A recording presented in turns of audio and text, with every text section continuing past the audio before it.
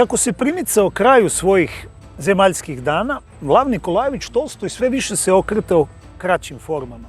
Iako je ovaj velikan svetske književnosti poznat kroz likove svoja dva velika romana, naslove tih knjiga, čak i oni koji ih nisu čitali znaju, Lav Tolstoj, ruski pisac i grof, dao je i Krojcerovu sonatu, Aljošku Sudića, oca Sergija i Hadži Murata.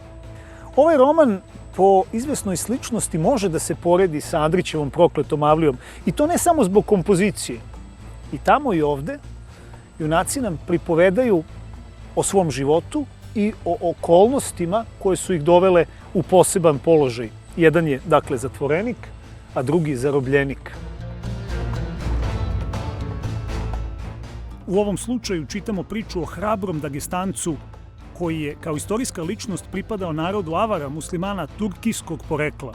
Tolstoj ga je uzeo za glavni element građe ove priče koja se odigrava sredinom 19. veka.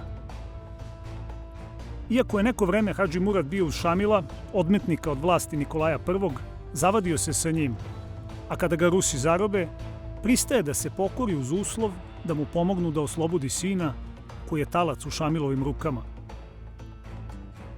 Ova povest o hrabrosti ratnika koji mogu pripadati i suprotnom taboru od onog koji favorizujemo, o plemenskim odnosima dagestanskih gorštaka, o porodici koja se mora braniti po svaku cenu i o odnosu Rusa i naroda sa Kavkaza, bila je i ostaje jedno od nešto manje poznatih, a dragocenih dela Lava Nikolajevića Tolstoja.